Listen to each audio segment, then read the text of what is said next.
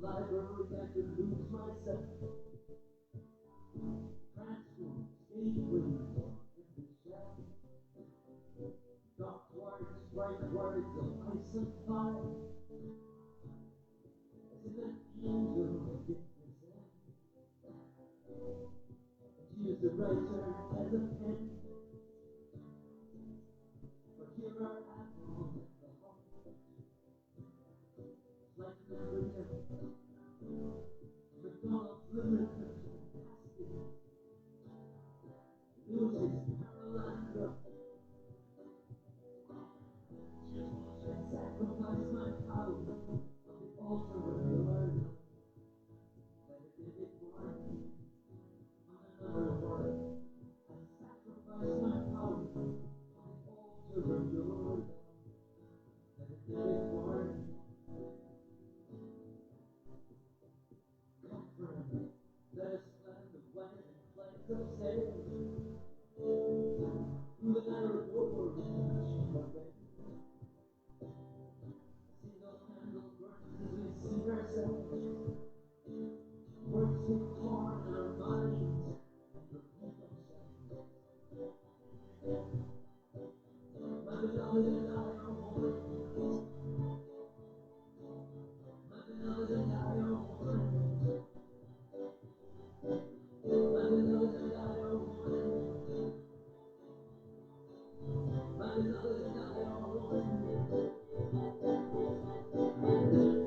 I sacrifice my power on the altar of your love. That it may be born on another word. I sacrifice my power on the altar of your love. That it may be born again. I sacrifice my power on the altar of your love.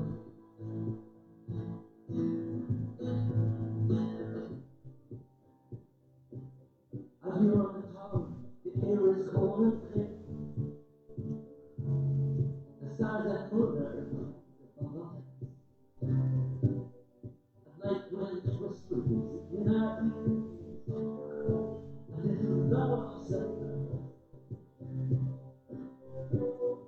And though your body whimpers in this vast canyon state of mind, in high scheme of dreams and truth be told,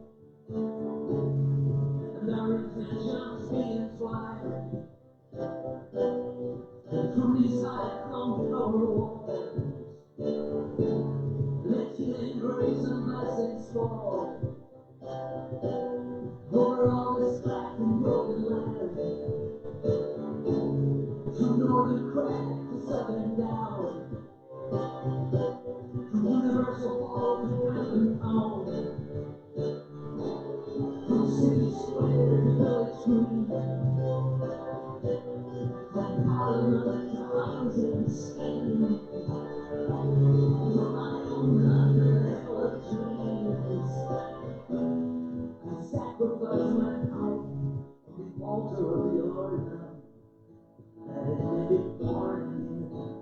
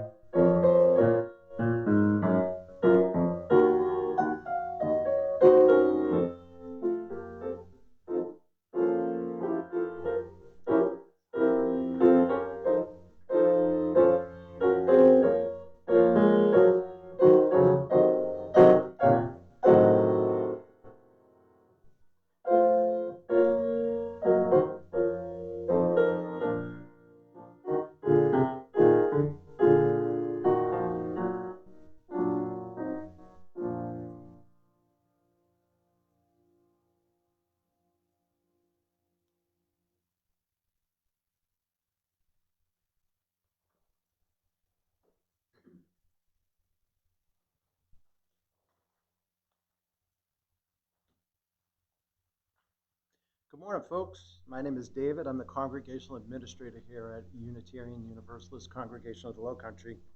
I just want to say a couple of words about this guy who's sitting on my right here. Over 2 years ago, Charlie Tyler started speaking on a regular basis here in this room. And with his years of work, the hospice, it really kind of helped him to find a place here. He spoke to folks of many different denominations, and he was really welcomed here and doing a great job here. Just over a year ago, Charlie became our pastoral minister, so he's the spiritual leader of our congregation. He's involved with the various committees. He goes to board meetings. He goes to membership, goes to all kinds of stuff. He's really a key part and really become important to all of us here at the UUCL. Through this whole time, there was one piece of the puzzle that was actually missing, and we're going to rectify that right now, because this morning, Charlie signed the membership book. So if you all in here want to clap, and those of you on Facebook, feel free to comment right now. Or not. Or not. So we have noticed that it is socially distant and wrapped in a Lysol wipe here. Charlie has his official membership gold badge, and I'd like you all to welcome the newest member of UUCL, Charlie Tyler. Thank you, David. Thank you. And it pleases me to put this badge on and to wear it proudly. And I'll keep it in close. Thank you so much. Again, I am Charlie Tyler. I'm the pastoral minister here at the Unitarian Universalist Congregation of the Low Country. It has been a privilege to be here for a number of years now. I'm looking forward to what we're going to do together, where we're going from here, and I can't wait to hear how things are going as far as our fundraising is going with our budget. I do want to draw you to some opening words. This comes from a member of our denomination, Cynthia Landrum, who is a UU minister in Washington, and she writes this, titled "Apart but Together." She says, "Spirit of life and love, we gather together in different ways this morning, from computer screens, from telephones, from car radios. We gather reaching out across the wires, waving from a safe distance, to come together in a religious community, from living room to front porch to car seat. We gather as we are able, ready to be of service to each other, to the world, ready to build the community of hope and love. As we face this bright morning, we are apart, but we are together. We are apart, but we are together. Offering our love, our commitment, our hope, and our prayers in service to one another and this world in a new way, but in an old way, we come together in worship today. Thank you."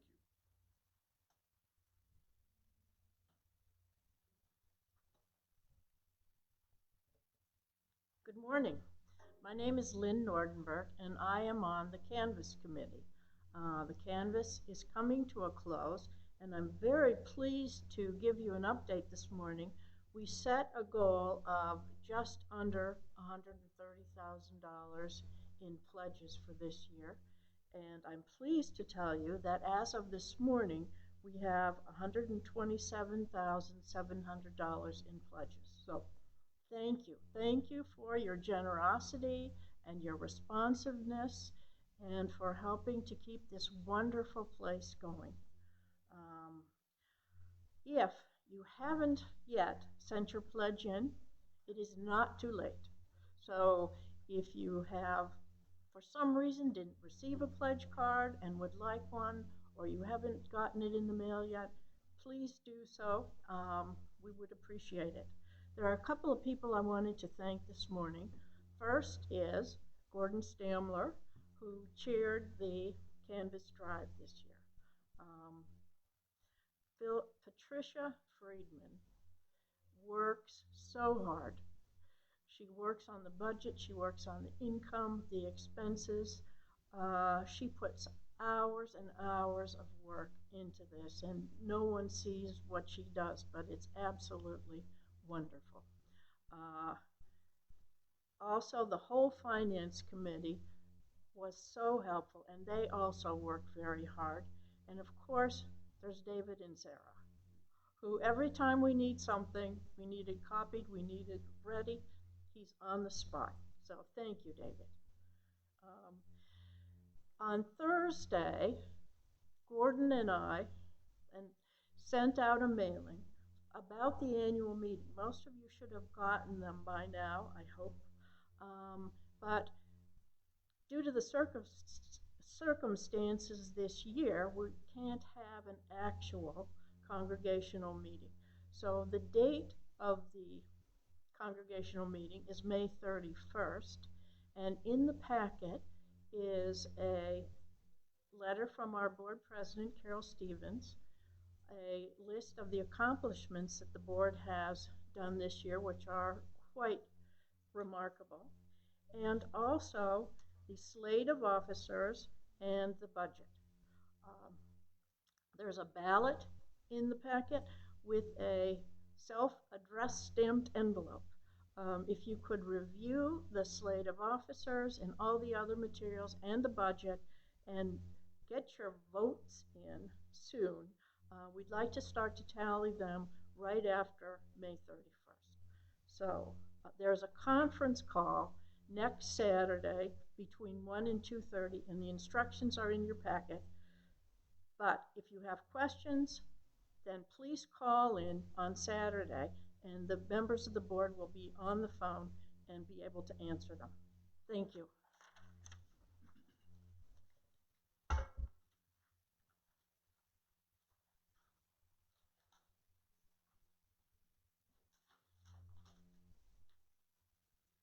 Now we have the lighting of the chalice. We light this beacon of hope, sign of our quest for truth and meaning, and celebration of the life we share together.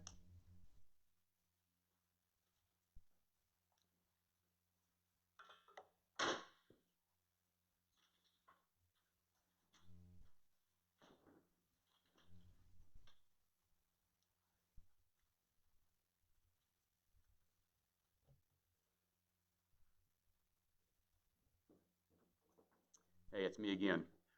Just an overview of where we've been in the last several months. A number of months ago, the worship committee met and decided that what we wanted to do is try and unpack some of the core foundational truths of the Unitarian Universalist denomination. We've gone back over the 6 sources of wisdom that inform the 7 principles of our denomination. We've looked at some of those quite carefully, and we've begun the process of the last few months of looking at the first 2 principles of our world and of our life and what matters to us. It's our core and the thoughts of who we are.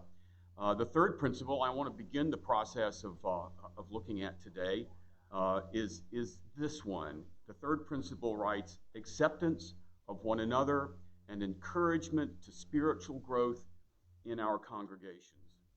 Now, I'm still sort of new to the spiritual environment here, and so when I read these principles, I begin trying to find what other Unitarians, Universalists are thinking about these principles, and I ran across this quote from Reverend Rob Hardies of the All Souls Church Unitarian in Washington, D.C. And he writes this, and when I read this, I knew exactly what I wanted to say today. He says, spiritual growth isn't about a vertical ascent to heaven, but about growth in every dimension at once. It's spirituality in 3D. Growth in spirit doesn't measure one's proximity to a God above, but rather the spaciousness of one's own soul, its capacity, its size.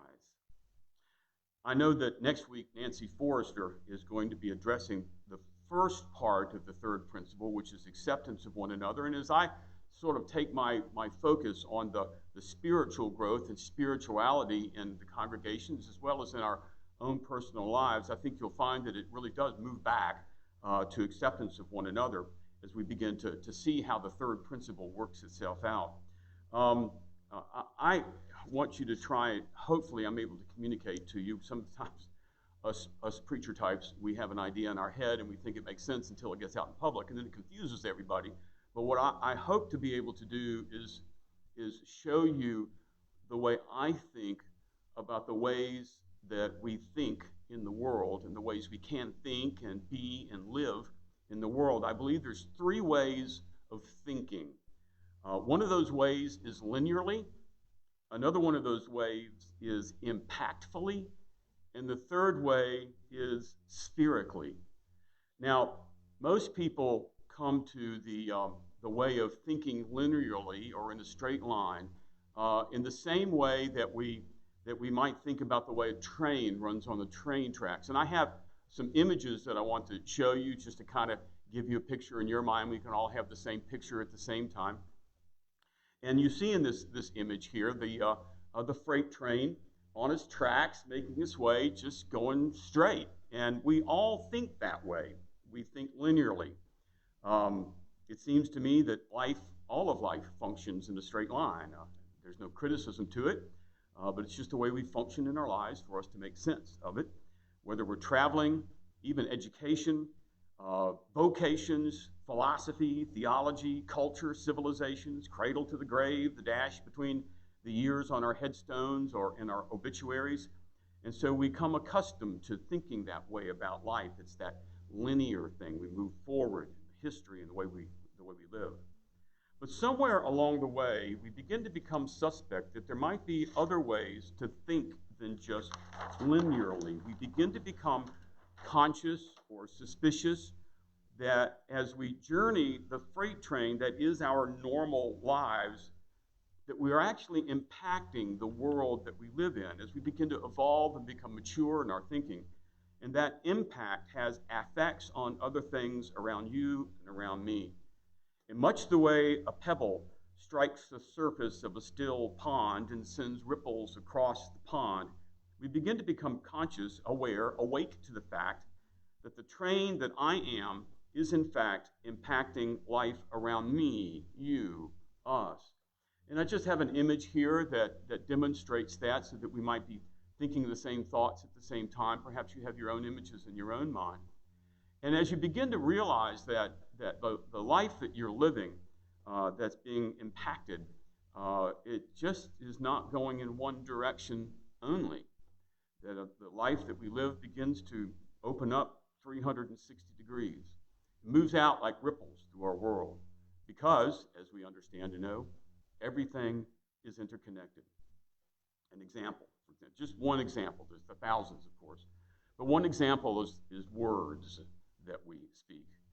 The words that you speak, positive or negative, impact people's lives, and the effects of those words ripple outward, and the words others choose to speak ripple outward. And then the ripples begin to intersect with each other in ever-increasing concentric circles outwards 360 degrees. And as we mature, we see the outward negative or positive effect words have on each other. We begin to see that the words, even spoken harmlessly to another, can negatively impact or positively impact the lives of others around us, just with words. And so we begin to think a few steps ahead of the way we speak and how we speak and who we speak to and what we say to those individuals, because we know that we can do harm or we can do great good with just those words. So just with words alone, the evolving mind becomes more cautious, becomes more careful, becomes more loving and caring about the word pond that we are impacting. And then we begin to understand that everything we do makes an impact. Not just our words, but the decisions that we make, the cars we choose to drive, the food we choose to eat, the products we buy. They're all interconnected. And we begin to become more intimately aware of the life we are living, the life we are thinking, and we begin to become different about that. Now, it's true that there are some who never hear the intellectual and emotional wake-up call of the freight train of life. They just keep, many just keep barreling along on the straight tracks. See, one of the problems with the The train image and the linear thinking is that there's no way to stop at a stoplight and turn left or turn right. You just have to keep going. It's the only way you can go is straight ahead. You might get some curves in the road or maybe a diversion in the train of life. But for the most part, we just keep going ahead. Sadly, that life, that train-driven life only, a life that thinks and acts and is linear only, that life sadly can be very effective. That life can look successful, can make some people seriously wealthy. And after all, once you master the art of linear living and become successful at it, and the world gives you all kinds of praise and glory and says, well done, who would want to get off that train, right? I think I'll just keep going forward. Those who can only think and act linearly, can only think and act in a straight line, are successful at linear living. They risk the chance of becoming self-centered and self-serving.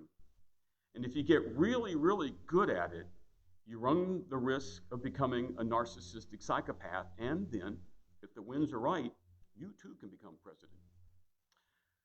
Several years ago, I began to become aware of a third way of thinking.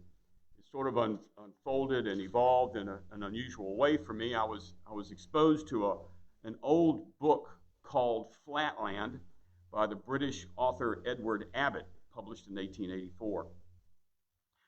It's the story, apparently satirically, about the different cultures of the English world in the 1880s, the different social classes. But it was about a fictional story of an individual who lived in a land that was only flat. It was only one-dimensional.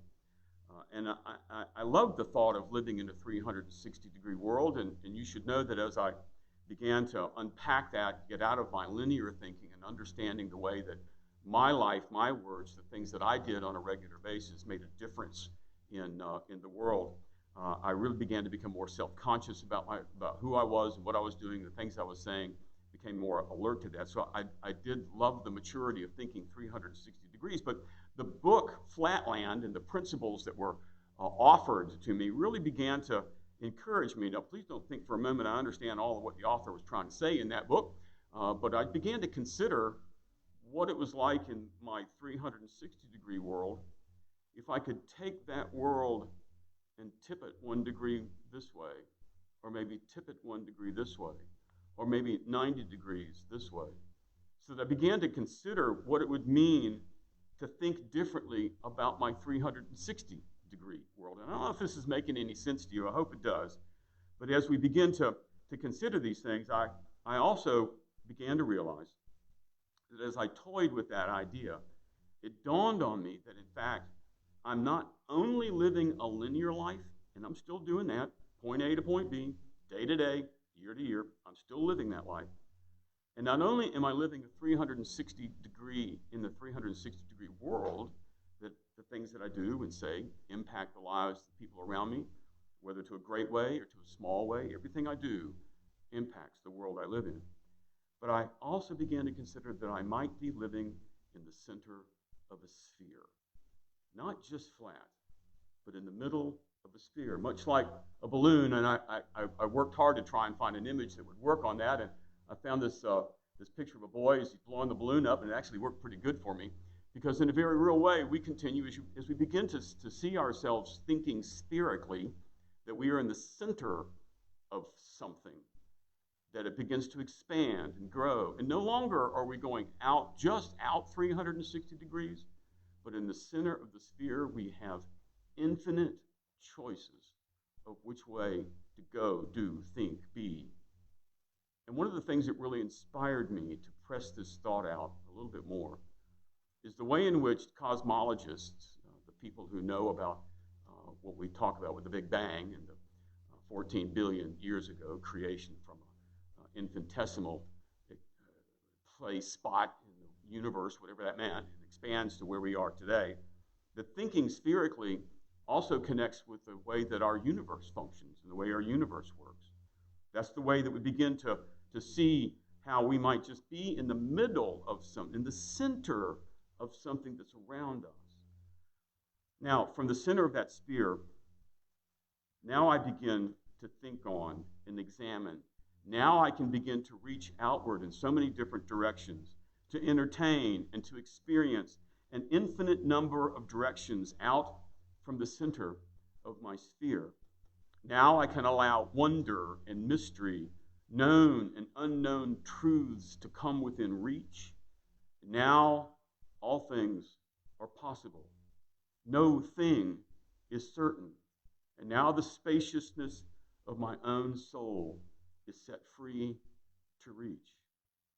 And I think one of the things that I loved about this denomination and the principles of the Unitarian Universalist congregation is the way in which we are allowing ourselves the free thought to be able to examine the world around us and examine the things that are around us. And I still live my life linearly, as I said, and I still understand that I impact my world for good or for bad. And now my thinking can be unencumbered by trains and by ponds. I can choose to reach an infinite number of directions. All things now are capable. And it's not that I reach out or down or to the side, because in the sphere there is no out or down or the side. There is just that direction.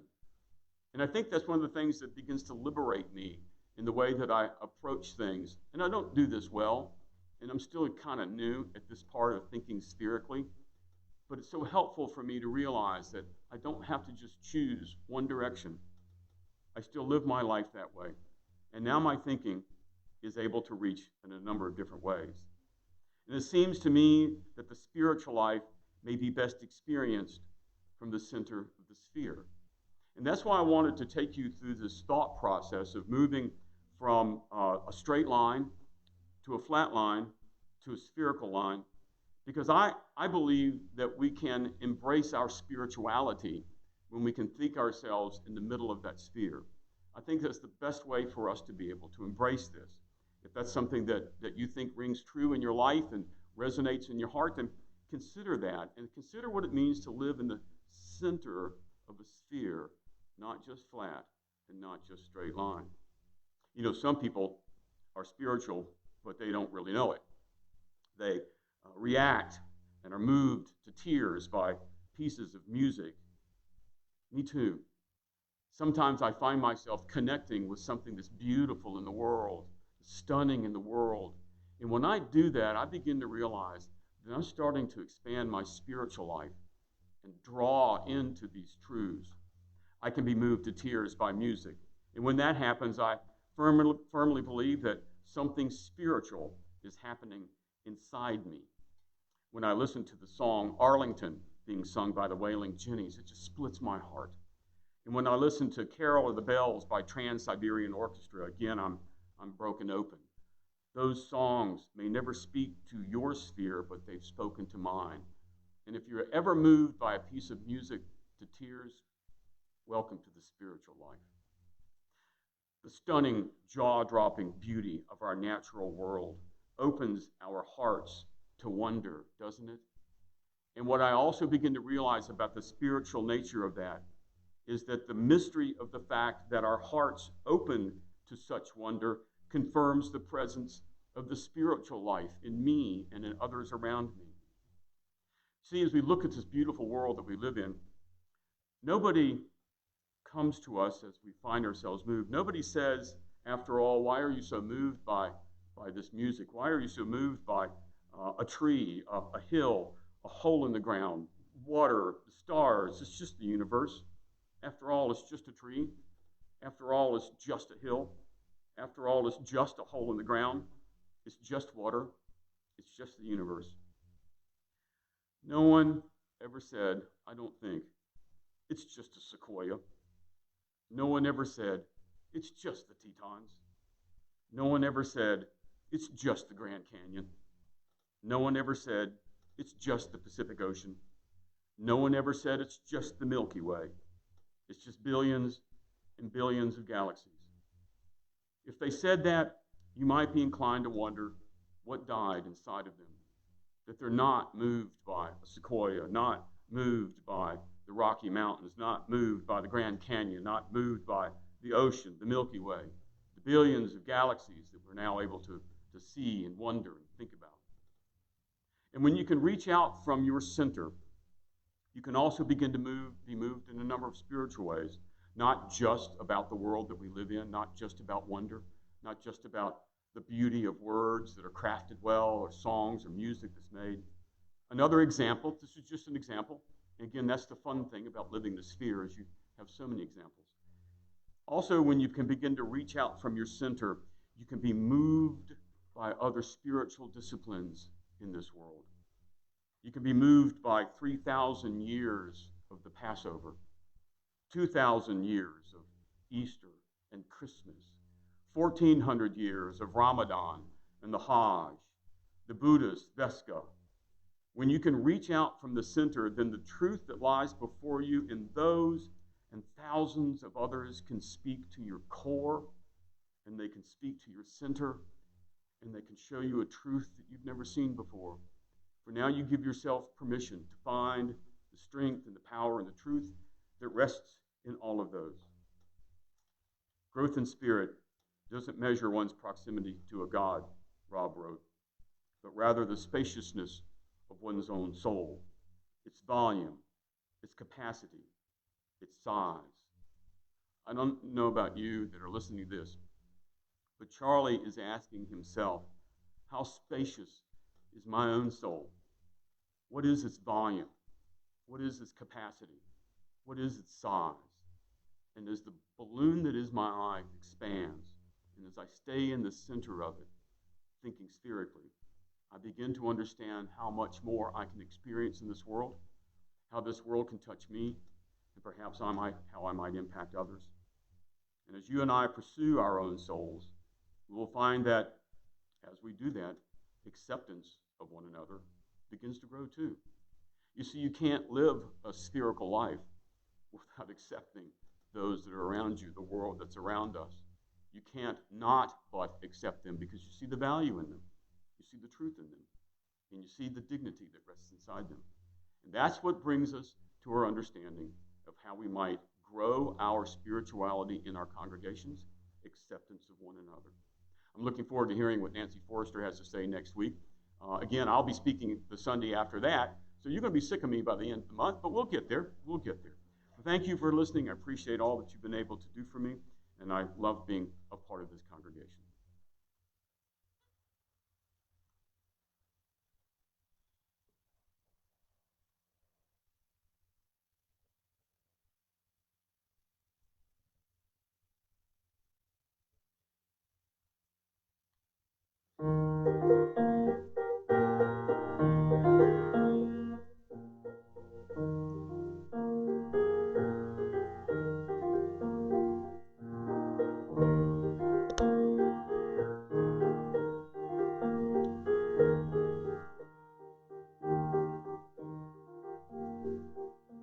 To dream the impossible dream, to fight the unbeatable foe, to bear with unbearable sorrow, to run where the brave did not go, to right the unrightable wrong, to love or chase from afar, to try when your arms are too weary, to reach the unreachable stars.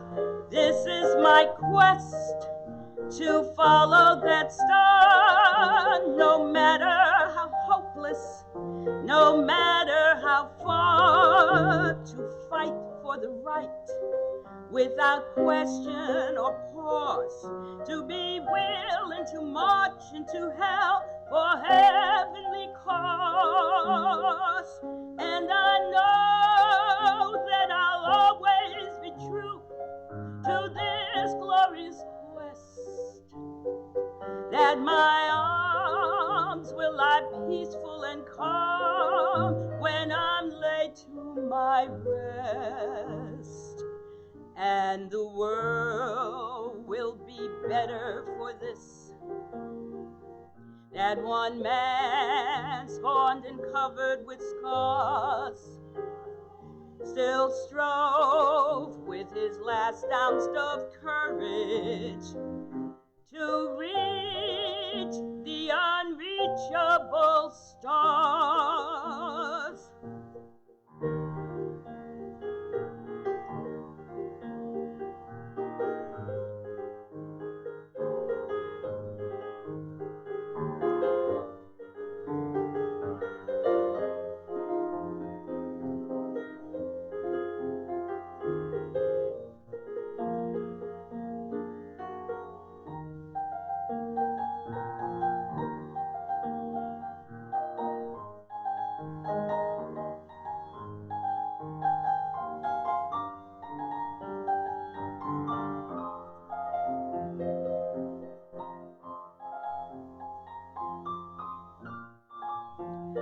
This is my quest to follow that star, no matter how hopeless, no matter how far, to fight for the right without question or pause, to be willing to march into hell for heavenly cause. And I know that I'll always be true to this glorious quest, that my arms will lie peaceful and calm when I'm laid to my rest, and the world will be better for this. That one man, scored and covered with scars, still strove with his last ounce of courage to reach the unreachable stars.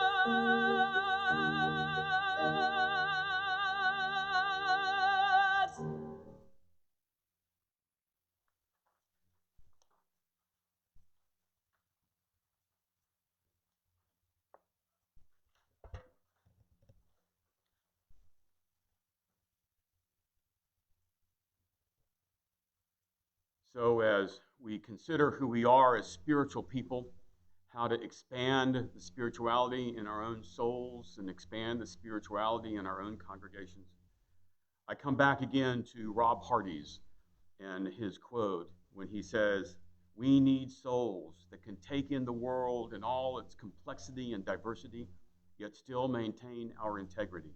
And we need souls that can love and be in relationship with all this complexity. Instead of fight or flight, we need a spiritual posture of embrace." Thank you for listening.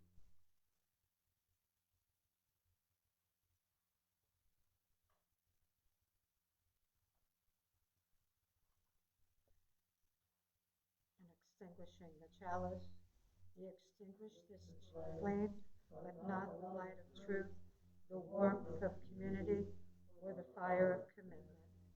These we carry in our hearts until we are together again.